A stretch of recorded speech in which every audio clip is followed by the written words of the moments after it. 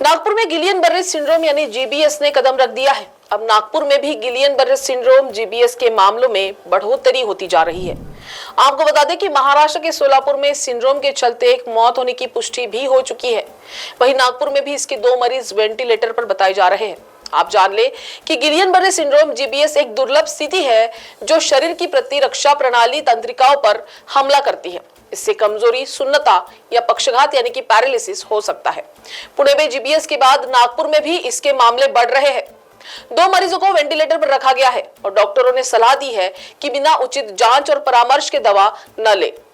शहर के सरकारी अस्पताल अलर्ट मोड पर है और इन मरीजों को इलाज के लिए पर्याप्त इंतजाम किए जा रहे हैं। इसी बीच महाराष्ट्र में इस सिंड्रोम से पीड़ित मरीजों की कुल संख्या 110 तक पहुंच गई है।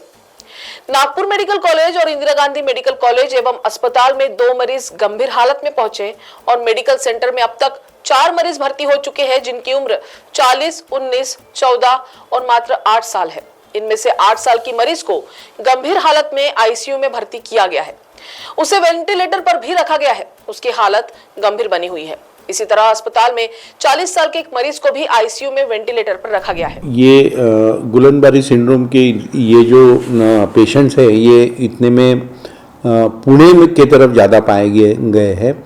नागपुर में भी है। अभी फ़िलहाल तो हमारे यहाँ पर 5 पेशेंट्स है, उसमें से 4 पेशेंट्स अच्छे हो गए हैं, डिस्चार्ज भी हो गए हैं।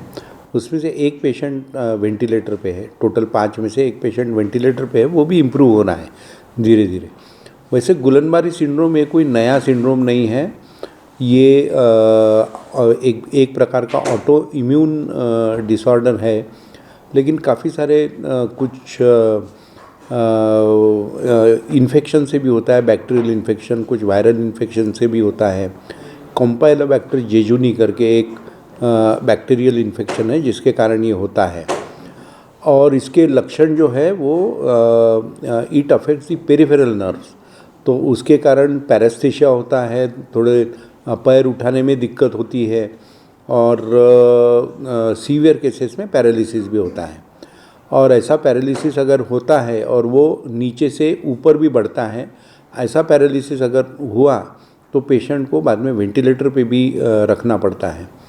इसमें आईवी इम्यूनोग्लोबुलिन्स वगैरह दिए जाते हैं और कुछ नर्व कंडक्शन स्टडीज़ वगैरह है। ये सब नर्व कंडक्शन स्टडीज़ से उसका डायग्नोसिस होता है और ये आईवी ग्लोबुलिन से वगैरह इम्यूनिटी बढ़ाने के लिए उसके ऊपर की ट्रीटमेंट है।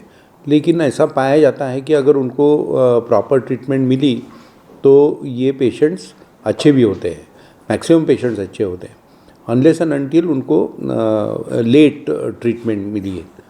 ये कोई ऐसा इन्फेक्शियस डिसीज़ नहीं है, कोई घबराने की बात नहीं है। यानी एक पेशेंट से दूसरे पेशेंट को फैलता नहीं है।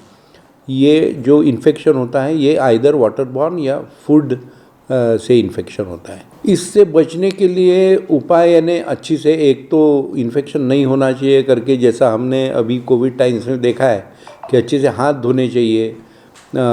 इन्फेक्टेड फूड बाहर का नहीं खाना चाहिए। अगर घर में भी कुछ आप नॉनवेज फूड वगैरह पका रहे हैं तो उसको अच्छी से बॉईल करके, अच्छी से साफ़ करके, अच्छी से बॉईल करके, सो दैट वो टेम्परेचर पे वो सब बैक्टीरिया वगैरह मर जाना चाहिए।